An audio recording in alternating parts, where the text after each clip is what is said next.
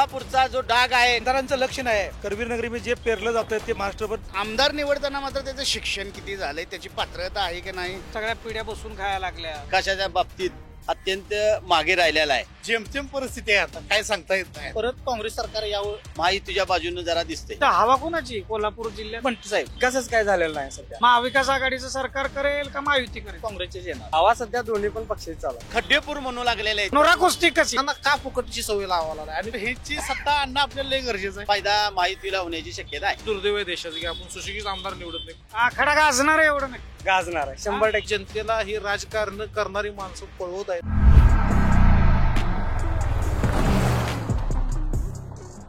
Post graduate degree कोर्सच्या माध्यमातून परिपूर्ण राजकीय नेतृत्व घडवणारं आणि प्राध्यापक राहुल कराड यांच्या संकल्पनेतून साकारलेलं भारतातील पहिलं institute MIT school of government.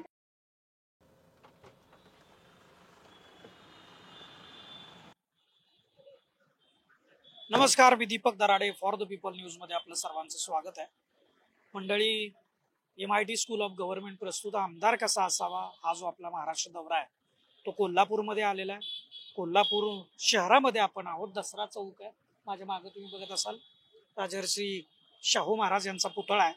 आणि आपण विधानसभा निवडणुकीच्या पार्श्वभूमीवरती इथल्या नागरिकांशी आमदार कसा असावा या संदर्भात चर्चा करणार आहे. त्यांना प्रश्न विचारून गेल्या 75 वर्षाहून अधिक काळ लोटलाय आपला देश स्वातंत्र्य होऊन. अनेक निवडणुकांना आपण सामोरं गेलोय, पण तेच प्रश्न चर्चेला येतात. आणि कधीही आपण आपला लोकप्रतिनिधी कसा असावा या संदर्भात फारशा चर्चा करत नाही. म्हणून यावेळेस मुद्दाम होऊन आम्ही या चर्चेला तोंड फोडलंय आणि यावरती चर्चा करण्याचा प्रयत्न करतो. हा खरं तर छोटा प्रयत्न असेल, परंतु आम्ही सकारात्मक दिशेनं पाऊल टाकलेलं आहे. लोक यावरती विचार करतील, बोलतील, त्यानिमित्तानं विचार मंथन होईल आणि एक चांगला प्रतिनिधी निवडण्याच्या दिशेनं पाऊल पडेल अशी एक आशा आहे. आपण इथल्या नागरिकांना भेटू, त्यांच्याशी बोलूयात, त्यांना काय वाटतं, आमदार कसा असावा हे जाणून घेऊयात. या माझ्याशी. इथं काही नागरिक आहेत कोल्हापूर नगरीतले, शाहू नगरीतले, जी अतिशय पवित्र भूमी, कर्मभूमी, काय काय आपण उपाधे लावू तेवढ्या कमीच पडतील अशा या नगरीतले तुम्ही सगळे नागरिक आहेत. आणि अतिशय ज्या लोकशाहीची पायाभरणी, त्याची जी मूल्य आहेत त्याची पायाभरणीच या नगरीमध्ये झालेली आहे. अशा पावनभूमीत आहे आणि तुम्ही या पावनभूमीतले नागरिक आहेत, मतदार आहे. आणि आमचा एक सटीक प्रश्न आम्ही घेऊन आलोय, आमदार कसा असावा.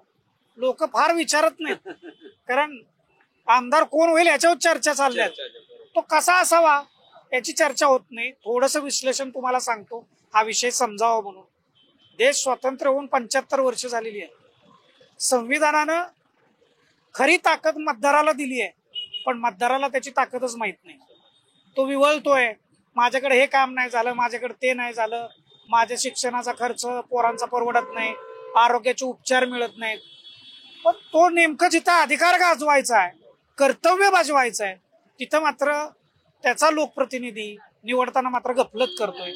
काय वाटतं, आमदार कसा असला पाहिजे?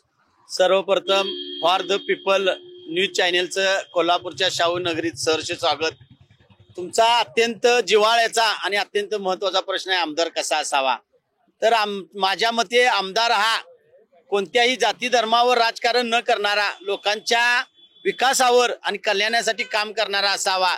आज बघितलं तर संपूर्ण देशातच नाही तर संपूर्ण जगात कोल्हापूरची ओळख ही शाहू महाराजांच्या नावानं प्रसिद्ध आहे. पण आज कोल्हापूरच्या बाहेरची लोक खड्डेपूर म्हणू लागलेले आहेत. त्यामुळं तो कोल्हापूरचा जो डाग आहे खड्डेपूर म्हणून, तो डाग पुसणारा आमदार असावा. काय वाटतं तुम्हाला, कसा आमदार असावा? आताच आमच्या मित्राने जे सांगितलं की कोल्हापूर शहर आणि कोल्हापूर जिल्हा खड्डेपूर झालेला आहे, तरी आमची इच्छा आहे की जाती धर्माच्या पलीकडे जाऊन विकास कामं करणारा जो आहे आमदार, तोच जनतेने निवडावा. कारण की आता युवकांना बेरोजगार भरपूर चाललेले आहेत. त्याचबरोबर शैक्षणिक दृष्टिकोनाकडे सुद्धा या आमदारांचं लक्ष नाही आहे. आरोग्याच्या दृष्टिकोनातून सुद्धा लक्ष नाही. जो नागरिकांच्या आरोग्याकडे लक्ष देणारा, शैक्षणिकावर भर देणारा, त्याचबरोबर विकास कामं करणारा, या कोल्हापूर जिल्ह्याला आणि या शाहू महाराजांच्या नगरीला विकास कामं करणारा आमच्यासारख्या नागरिकांना आमदार हवा. काय वाटतं आमदार कसा असला? आमदार हा निस्वार्थी निष्पक्ष जातीय याच्यामध्ये कुठल्याही नसावा. करवीर नगरीमध्ये छत्रपती शाहू महाराजांनी म्हणजे असं आहे की करवीर नगरीमध्ये जे पेरलं जातं ते महाराष्ट्रभर उगवतंय. उगवतंय, महाराष्ट्रात नाही, देशात उगवते. तर करवीर नगरीमध्ये थोरला दवाखाना म्हणून शाहू महाराजांनी सुरुवात केली. आज तो थोरला दवाखाना डबघाईला आलेला आहे. तर त्या दवाखान्याची गोरगरीब म्हणजे सांगली, सातारा, रत्नागिरी, कोल्हापूर या पश्चिम महाराष्ट्रामध्ये थोरला दवाखाना हा प्रसिद्ध आहे. आज तो डबघाई म्हणजे मोळकळी झालेला आहे. तर दवाखान्याच्या माध्यमातून तो दवाखाना सुशोभित करून त्याची डेव्हलपमेंट करून तिथं नोकर भरती वगैरे करावा आणि तिथं सेवा मिळाल्या सेवा मिळावी गरीब. आरोग्याच्या संदर्भातला प्रश्न हे दोघा तिघांनी सांगितलं की तो सेवाभावी असला पाहिजे, जातीपातीचं राजकारण करणारा नकोय. हे बोलण्यासाठी फार छान आहे हो, पण नेमके प्रश्न काय तिथले ते सुटलेत का? मला असं वाटतं की आमदार कसा असावा, तर आपण भाजीची पेंडी जरी घ्यायला लागलो तर त्याला काही फार निरखावून फार हे करून बघतो आणि मग ती खरेदी करतो.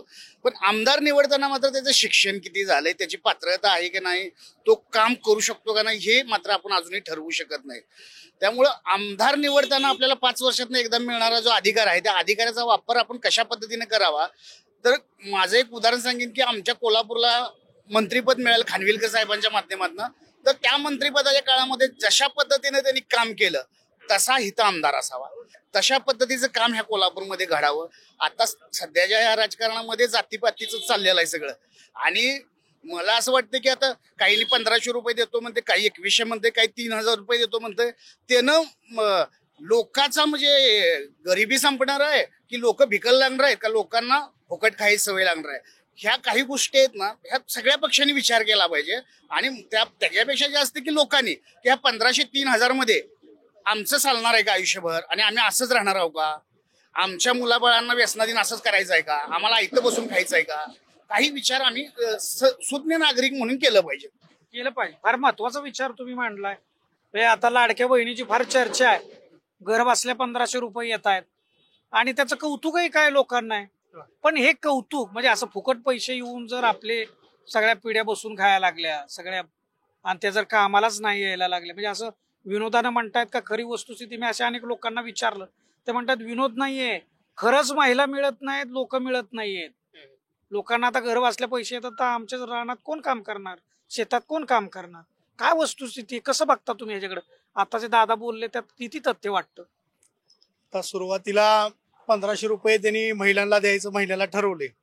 आता येत्याला आता हे अनेक पक्षानं डायरेक्ट जाहीर आव्हान केले, ज्यावेळी आम्ही सत्तेत येईन त्यावेळी 3000 रुपये महिन्याला देईल. हो, म्हणजे एकाने 1500 वाढ करून द्यायचं म्हणतात, दुसरं 3000 म्हणून. म्हणजे हे काय झालंय, लोकांची कशी दिशाभूल करायची.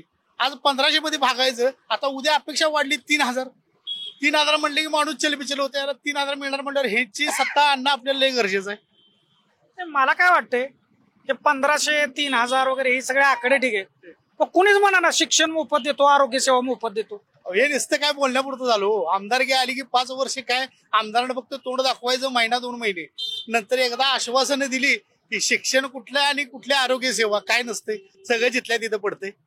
त्यामुळे आता हे आपण कोल्हापूर नगरीमध्ये, कोल्हापूर जिल्ह्यामध्ये विधानसभा मतदारसंघ अनेक आहेत. काय परिस्थिती, इथलं वातावरण काय?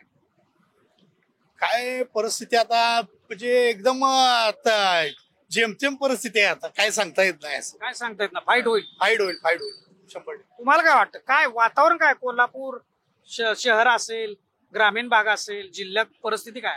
नाही, आता कसं झालंय की महायुती आणि महाविकास आघाडी दोघंही महाराष्ट्रात आणि कोल्हापूर जिल्ह्यात सुद्धा एकमेकाला असं जोरात कॉम्पिटिशन चालू आहे. त्यामुळे काही सांगता येत नाही. परंतु माझी एक आपल्या चॅनलच्या मार्फत एक नागरिकांना विनंती आहे की खरोखरच आमदार निवडत असताना एक खरोखर सुशिक्षित जनतेची सेवा करणारा असा आमदार निवडावा, असे आपल्या चॅनलच्या माध्यमातून मी नागरिकांना सांगू इच्छितो. तुम्हाला काय वाटतं, कोल्हापूर जिल्ह्यातले प्रश्न कुठले आहेत आणि त्याला प्राधान्य द्यायला पाहिजे का, मिळालं पाहिजे का? आजपर्यंत जेवढे आमदार झालेत किंवा जेवढे ज्या ज्या पक्षाची सत्ता आली, परंतु कोल्हापूर हे विकासाच्या बाबतीत अत्यंत मागे राहिलेलं आहे. त्यामुळं येणाऱ्या आमदारांनी कोल्हापूरच्या विकासाकडे लक्ष द्यायला पाहिजे. आणि दुसरा प्रश्न, आणि सध्या जर बघितलं तर कोल्हापूरचं संपूर्ण महाराष्ट्राचं वातावरण बघितलं तर महायुतीच्या बाजूने जरा दिसते. महायुतीच्या बाजू महायुतीच्या बाजूने म्हणजे लाडकी बहीणची जादू चालते, बरोबर. लाडक्या बहिणीचा फायदा महायुतीला होण्याची शक्यता आहे. शक्यता वाटते. अजून काय नागरिकांशी आपण बोलूयात. यांनी भूमिका मांडली आहे. शाहू नगरी आहे, करवीर नगरी आहे आणि एक ऐतिहासिक परंपरा, सामाजिक कार्याची परंपरा या भूमीला आहे. इथल्या नागरिकांना काय वाटतंय, त्यांनी त्यांची मतं अगदी बिनदिक्कतपणे स्पष्टपणे मांडले.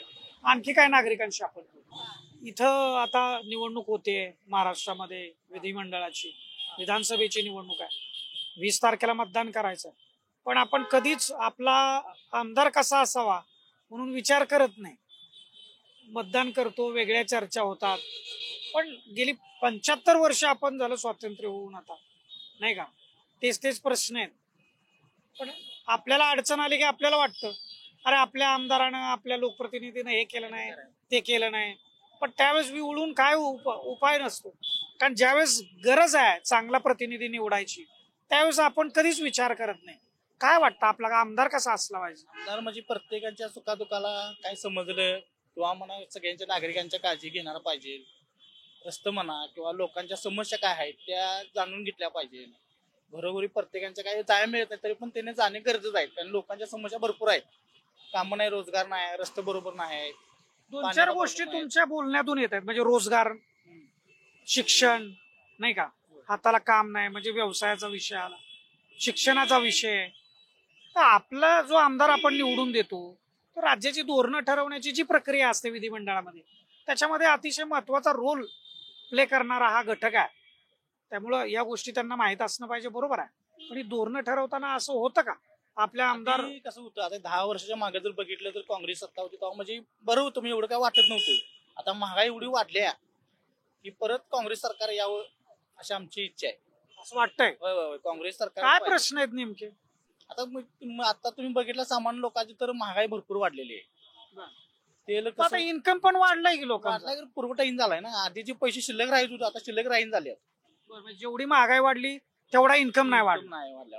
आणि की काम आता बघतोय आम्ही, काम एवढी नाही आहेत जास्त. आणि प्रश्न भरपूर आहेत. रस्ते नाहीत, कुठे पाण्याचे प्रॉब्लेम आहेत. एक दिवस येते, एक दिवस पाणी येत नाही. इथं हवा कोणाची कोल्हापूर जिल्ह्यात? आमचे बंटी साहेब, काँग्रेस. बंटी साहेबांचं इथं वर्चस्व भरपूर आहे. त्यामुळे शिटा इथं काय काँग्रेसचेच येणार. काँग्रेसच येणार. दुसरे काही नागरिक आहेत त्यांच्याशी बोलूयात आपण. काय वाटतं आमदार कसा असला पाहिजे? आमदार म्हणजे लोकांची कामं करणारा असावा. जे आता कोल्हापूर उत्तर असेल, दक्षिण असेल, तर या भागातले काय प्रॉब्लेम्स आहेत ते प्रॉब्लेम समजून घेणारा असावा. नाहीतर एक आमदार असे पण झाले त्या कोल्हापुरात की निवडून आल्यावर त्यानंतर परत तोंड दाखवायला आलेलं नाही, असे पण झाले. पण आता सध्या कोल्हापूरचा विकास म्हणावा तितका नाही आहे. सगळा विकास तिथल्या इथे स्थगितलाय, म्हणजे थांबलायच विकास पहिला. त्यानंतर फक्त आपले खासदार साहेब आहेत धनंजय माडिक साहेब, त्यांनी जे एअरपोर्टचे काम केले, त्यानंतर रोडचे काम केले, त्यानंतरचा कोल्हापूरला विकासच काय झालेला नाही सध्या. कोण वाटतं कोण विकास करेल? महाविकास आघाडीचं सरकार करेल का महायुती करेल? तसं म्हणण्यापेक्षा मी म्हणतोय ज्या ज्या एरियातून जे आमदार निवडून येतील त्यांनी त्या विकास करायला पाहिजे. हा, आमदारांनी लक्ष घातलं पाहिजे स्वतः. पण आता आमदार कसे झाले, निवडून आले की आपल्या भागापुरता, आपल्या म्हणजे जेवढा प्रभाग आहे त्यांचा तेवढा मतदारसंघ तेवढाच विकास बघतायत त्यांच्या एरिया पुरता. आता समजा या लोकेशनचा जर आमदार निवडून आला तर इथलाच फक्त विकास बघतायत. त्यांचा जेवढा पूर्ण भाग आहे, दक्षिण पूर्ण किंवा उत्तर, मी फक्त स्वतःच्या घरापुरतं तिथल्या पुरतं बघतायत, त्यांच्या एरियापुरता मर्यादित. पण तिने तेवढं न बघता पूर्ण त्यांचा जो मतदारसंघ आहे तेवढं बघितलं पाहिजे. असं काय कोल्हापूरमध्ये कुठले विषय वाटतात की प्राधान्यानं ते विषयावर फोकस केला? विषयावर प्राधान्य म्हणता आता कोल्हापूरचे रस्ते, तुम्ही कोल्हापूरमध्ये फिरतायच, कोल्हापूरचे रस्ते असतील, इथले पाण्याचे. आता पाण्याचं म्हणलं तर सरनोबतवाडी विभाग आहे, त्या विभागात पाणी नाही. आता बावडा विभाग आहे, बावडा विभागात पण एवढं म्हणजे पुरेसं पाणी येत नाही लोकांना. परत कदमवाडी, सदर बाजार हा पण विभाग आहे, या पण विभागात 1-2 दिवस आड पाणी येते. मग हा प्रॉब्लेम कसा कोण सॉल्व्ह करणार आहे? कुणाची हवा आहे? हवा सध्या दोन्ही पण पक्षी चालू आहे. दोन्हीची चालू आहे. हा, जड कोणाचं पार्ट आहे? जड असं नाही. मैदान कोण मारेल हे? मैदान तसं आपण सांगू शकत नाही, सांगू शकत नाही. कारण शेवटी जनतेचे कौल दिल तो कल खरा ठरणार, आखाडा गाजणार आहे एवढं नक्की. गाजणार आहे 100%. यावेळी कसली कुस्ती आहे? नोरा कुस्ती कशी आहे? 10-9 चालू आहे आता फक्त. हे काटा आहे, काट्यावर आहे एकदम. दुसरे नागरिक आहेत आपल्या सोबत. काय चाललंय? काय करताय मोबाईल मध्ये? शेअर मार्केट मध्ये पैसे लावलेत काय? हा, किती काय? किती काय? सांगायचं नसते. हा, सांगायचं नसते. काय आमदार कसा असलं पाहिजे? आमदार म्हणजे आता कसं आहे, म्हणजे एक कर्तृत्ववान आमदार पाहिजे. आता म्हणजे कसं आहे, निवडणूक आली की माणसं थोडीफार म्हणजे सांगतात माणसांना की आम्ही हे करणार ते करणार.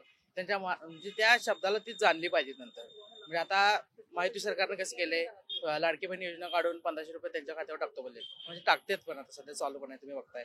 तसं त्यांनी म्हटलं की आमचं सरकार परत आले की 2100 रुपये हे करणार.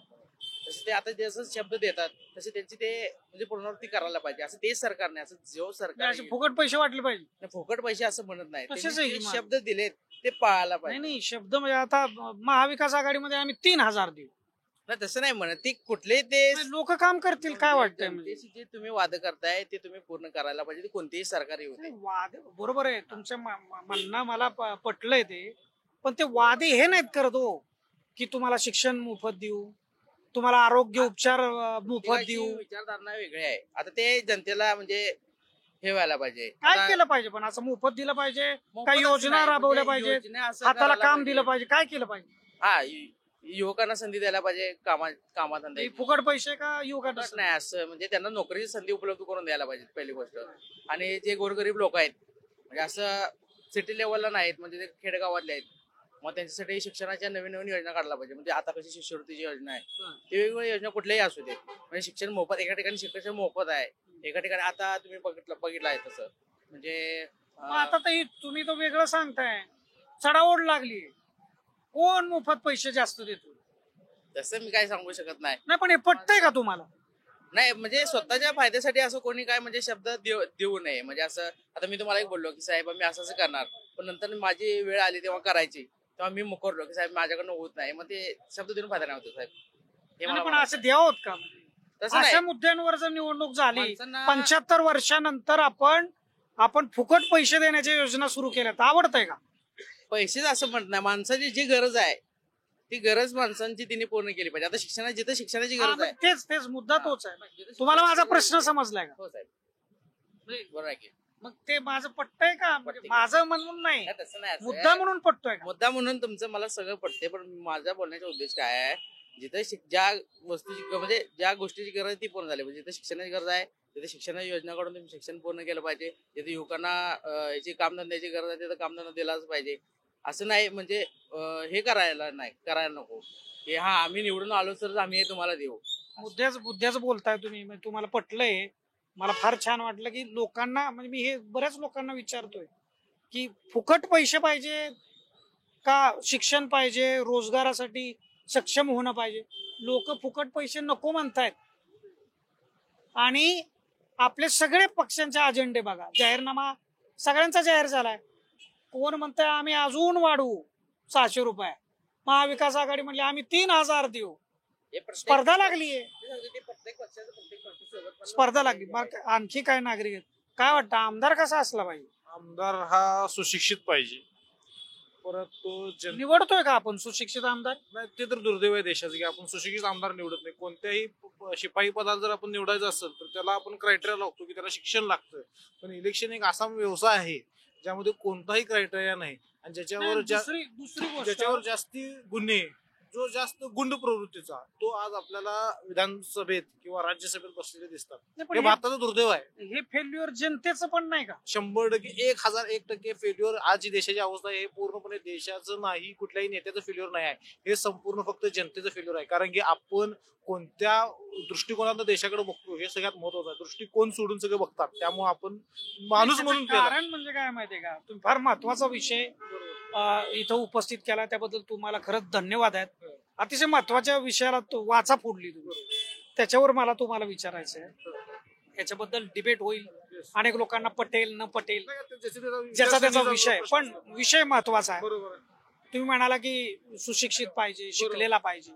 आपण ती जे शिकलेले आहेत, ओके जे सुशिक्षित आहेत, ओके ते राजकारणातच येत नाही. नाही येत नाही म्हणजे आपण त्यांना आणत नाही. आपण समजा एखाद्याला संधी द्यायची म्हटली, आपण जनता म्हणून आपण फेल आहे ना. तुम्ही आपण आज आरक्षणासाठी आपण सगळेजण एकत्र येतो. एवढी लाख मोर्चा, एक मराठा लाख मराठा म्हणून मोर्चा निघाला. तसा आपण ह्या विधायक गोष्टीसाठी आपण एकत्र यायला पाहिजे ना, की आपल्याला जे आमदार आपण निवडणार आहे किंवा लोकप्रतिनिधी निवडणार आहे, त्यांना तुम्ही एक मिनिमम एज्युकेशनचा क्रायटेरिया ठेवा. म्हणजे फार आणखी एका मुद्द्याला तुम्ही चांगला स्पर्श केलाय, म्हणजे आरक्षण, जातीचा मुद्दा, धर्माचा मुद्दा, याच्यावर लाखो लोक एकत्र येतात, पण विकासाच्या मुद्द्यावर काही शेकडो लोक सुद्धा एकत्र येत नाही. हे आपलं फेल्युअर आहे, दुर्दैव आहे. येस, आपलं फेल्युअर आहे. म्हणजे जनता, आपण म्हणजे राजकारणी असू देत, राजा आहे, मतदार राजा आहे, पण ह्या जागा आहे का झोपलाय? नाही, मतदार राजा हा झोपलेला आहे. आपण 70 वर्षानंतर सुद्धा तुम्ही रस्ते, पाणी, हे या गोष्टीवर जर तुम्हाला जर इलेक्शन लढवायची वेळ येत असेल, आधी मी आज कोल्हापूर जर तुम्ही बघितला, आम्ही लाईट बसवली, स्ट्रीट लाईट बसवली. अरे सोडा विषय ते आता. आम्ही किती मोठं कॉलेज आणलं, किती मोठं हे केलं, किती मोठं हॉस्पिटल आणलं, याबाबत तुम्ही हे करा. आज तुम्ही सगळ्यात मोठा प्रश्न आहे जो टॅक्सेशन आहे. आज सर्वसामान्य माणूस भरडला जात आहे. आज इन्कम टॅक्स 30%, जीएसटी 28%, डायरेक्ट 58% पैसे तुमच्या खिशातून हे सरकार कमवत आहे. 140 कोटी जनतेला हे राजकारण करणारी माणसं पळवत आहेत आणि आपण पळवा लागलेलो आहे. या गोष्टीवर कुणाचं लक्ष नाही आहे. आपण फक्त काय म्हणायचं, नाही हा धर्माचा आहे, आमच्या अमुक जातीचा आहे, आमचा हा पाहुणा आहे, हा पै आहे म्हणून मतदान करायचं. किती दिवस करणार आहे अजून तुम्ही? फार दुर्दान व्हायला लागली. काय म्हणता? दुर्दान व्हायला लागली. दुर्दान व्हायला लागले. होय, 100%. तुम्ही यू शुड बी रेडी. तुम्ही स्वतः चेंज करायला पाहिजे. काय हे, आणि तुम्ही आज जर बघितला तर आज या राजकारण्यांच्या पाठीमागे फिरणारी माणसं असू दे किंवा हे असू दे, त्यांचं भविष्य काय आहे? आज कुठेही कोणीही माणूस, आज आपण मी या लेवलचं किंवा ह्या लेवलचं एज्युकेशन इन्स्टिट्यूट आणतो किंवा इथं मी एवढं मोठं हॉस्पिटल आणतो, यावर कोणीही हे भाष्य करत नाही आहे. कारण ज्या मूलभूत गरजा आहेत, मूलभूत सेवा आहेत, शिक्षणाचा तुम्ही विषय काढला, आरोग्याच्या सेवांचा विषय काढला, आत्ताचे तुम्ही जाहीरनामे आलेत, लाडक्या बहीण योजनेला 600 रुपये वाढवून देऊ म्हणून महायुतीनं जाहीरनाम्यामध्ये, आणि तो फार प्रमुख मुद्दा आहे. तर महाविकास आघाडी म्हणले आम्ही 3000 देऊ. हे बघा साहेब, दोन्ही पक्षांचे म्हणजे लेट इट बी कोणी असू दे, तो महाविकास असू दे किंवा महायुती असू दे, तुम्ही जे फुकट द्यायचं किंवा काय करायला लागलाय, हे दोन्ही पण दुर्दैव आहे. तुम्ही लोकांना का फुकटची सवय लावायला लागलाय? आणि कुठल्या लाडक्या बहिणींनी ह्या एकनाथ शिंदेकडे किंवा राहुल गांधींकडे 1500 रुपये द्या, 3000 द्या म्हणून मागणी केली होती? असं एखादं पत्र तर आहे का त्यांच्याकडे? ज्याची मागणी शिक्षण मोफत करा, आरोग्य सेवा, ते नाही करत आहे. माझं असं म्हणणं आहे की फक्त शिक्षण, ते पण फ्रॉम बिगिनिंग, नर्सरी पासून ते तुमचं हाय लेवलचं जे डिग्रीचं शिक्षण आहे ते सोडून, आणि वैद्यकीय तुमचं म्हणजे बेसिक ओपीडी पासून ते कितीही तुम्हाला कॅन्सरचा पेशंट असू दे, किती लास्ट स्टेजला पेशंट असू दे, ते सोडून तुम्ही देशात काहीही फुकट देऊ नका. काही, आणि कुठल्याही जनतेची मागणी नाही आहे आम्हाला फुकट द्या, आम्हाला आमचे, आणि कुणाला 1500 रुपये काय फरक पडणार आहे? फार महत्वाचे मुद्दे तुम्ही उपस्थित केलेत. आणखी काय नागरिकांशी आम्ही बोलतो. चांगला व्यवस्थित असावा, काम करणार असावा. काय काम आहे तिथं कोल्हापूरमध्ये? आता हे रस्ते वगैरे आहेत, रस्ते तेवढाच आहे की युवकांना रोजगार वगैरे देणं. अजून त्याच्यानंतर काय बरेच म्हणजे तशा सुधारणा करायला. आमच्या महालक्ष्मी मंदिर आहे, त्याची जरा व्यवस्था करावी. म्हणजे प्रवास, रस्ते, पाणी, वीज, किती दिवसापासून प्रश्न असं नाही आहेत, पण त्याची जी पूर्तता व्हायला म्हणजे होतच नाही. गेली 75 वर्ष आपण ह्याच प्रश्नावर नाही होतं, येतं नाही असं नाही, आता आहे चालू, पण जे योग्य प्रमाणात पाहिजे ते थोडंफार काय होते, कमी जास्त होते, काहीतरी इकडे तिकडे होते, पण आहे चांगलं, पण व्हायला पाहिजे व्यवस्थित. अगदी म्हणजे बाबा रेग्युलर असं हे पाहिजे बाबा, त्याचं हे करत पडता कामा नये, खंडन पडता कामा नये. असं खंड पडता का? काय नागरिक अजून कोणते आहे तुमचे? हे फॉर द पीपल न्यूज आहे. आमदार कसा असलं पाहिजे? काय युवकांना रोजगार वगैरे दिला पाहिजे. मिळतोय का आता सध्या तरी काय तसं चित्र दिसत नाही. का बरं? आहे पण प्रमाण कमी. कोणाचं फेल्युअर आहे? पुन्हा कोणाचं फेल्युअर आहे? आता काय फेल्युअर म्हणण्यापेक्षा त्यांनी केलं पाहिजे तसं युवकांसाठी काहीतरी. नाही, पण आता आमचा प्रश्न असा आहे, तुम्ही प्रश्न समजून घ्या. आमदार कसा असावा, कोण असावा हे नाही मी विचार. कोण असावा ह्याचं पण नाही, म्हणजे कोणत्याही पक्षाचा असू दे. एकदा आपण या प्रश्नाच्या संदर्भात चर्चा करायला लागलो, विचार करायला लागलो. आपण म्हणजे सगळे, तुम्ही आणि मी दोघांनी विचार करून काय होणार नाही. सगळ्यांनी विचार करावा लागेल. कसा आमदार असावा म्हटलं की मग त्याला दूरदृष्टी पाहिजे. तुम्ही जे म्हणाला तरुणांच्या हाताला रोजगार पाहिजे, तो कधी येईल? ज्यावेळेस उद्योग धोरण नीट राबवलं तर येईल. पायाभूत सुविधा तुमच्या परिसरात झाल्या तर ते उद्योग येतील. आणि उद्योगामध्ये चांगलं स्किल मॅनपॉवर त्याच वेळी पुरवठा होईल ज्यावेळेस तुमच्याकडे शिक्षण सुविधा चांगली आहे. आणि मग कुणी आजारी पडलं तर त्याला चांगला उपचार करणारा दवाखाना पाहिजे. हे पटतंय का? होय होय नक्कीच. आमदार कसा असतो?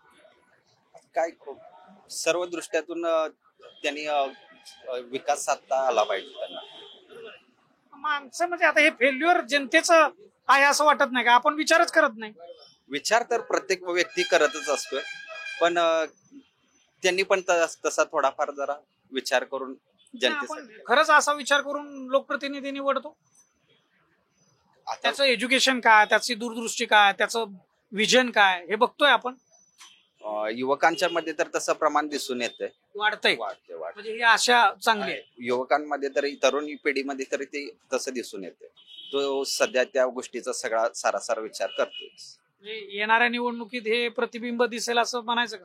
दिसेल कारण स्पर्धा परीक्षा करणारे युवक जे आहेत ते त्या दृष्टिकोनातून विचार करतातच. स्पर्धा परीक्षा म्हणजे चांगली गोष्ट आहे. ती सुद्धा लाखांवर संख्या आहे महाराष्ट्रामध्ये ही परीक्षा करणारे. अतिशय आशादायी चित्र तुम्ही महाराष्ट्राच्या समोर मांडलंय. युवक विचार करतायत, ही खरंच चांगली जमेची गोष्ट आहे. आपण बघितलं नागरिकांशी आपण बोलतोय.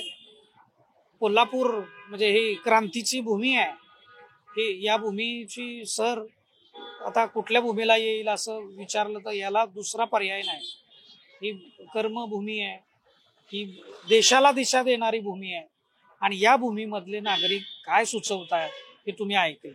म्हणजे 1500 रुपयाची लाडकी बहीण योजना ती 2100 रुपये करू असं महायुतीचं आश्वासन आहे. तर महाविकास आघाडी म्हणते 3000 रुपये आले. परंतु कोल्हापूरकरांनी सांगितलंय हे फुकटचे पैसे नको आहेत. इथं रोजगार पाहिजे, हाताला उद्योगाचं धोरण पाहिजे, शिक्षणाचं धोरण पाहिजे, आरोग्याचं धोरण पाहिजे. याविषयी आणि खास करून तरुणांमध्ये सुद्धा हा विचार आहे. याविषयी तरुण विचार करतायत असंही त्यांचं म्हणणं आहे. हे आशादायी चित्र आहे. खरं तर कदाचित या निवडणुकीमध्ये हे चित्र, हे विचार आणि याचं प्रतिबिंब उमटतंय का हे आपल्याला 23 तारखेला समजेल. 23 नोव्हेंबरला निकालामध्ये नेमकं काय घडतं. आपण इतरही मतदारसंघामध्ये जातोय, महाराष्ट्रामध्ये दौरा करतोय आणि नागरिकांना विचारतोय. आणि तुम्ही असंच आमच्या सोबत राहा. आमदार कसा असावा याविषयी विचार मंथन करण्याचा हा प्रयत्न आहे. आणि त्यानिमित्तानं तुमची सोबत महत्वाची आहे.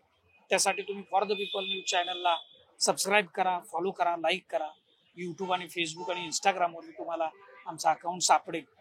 आणि आपण पुढं हा दौरा सुरू ठेवूयात. कॅमेरामॅन रोहित वनकटेसह मी Deepak Darade, for the people news, Kolhapur. Bharat दुनिया का सबसे बड़ा लोकतंत्र और NLC भारत देश का सबसे बड़ा गैर राजनीतिक मंच. शक्तिशाली लोकतंत्र के लिए राहुल कराट का सार्थक कदम.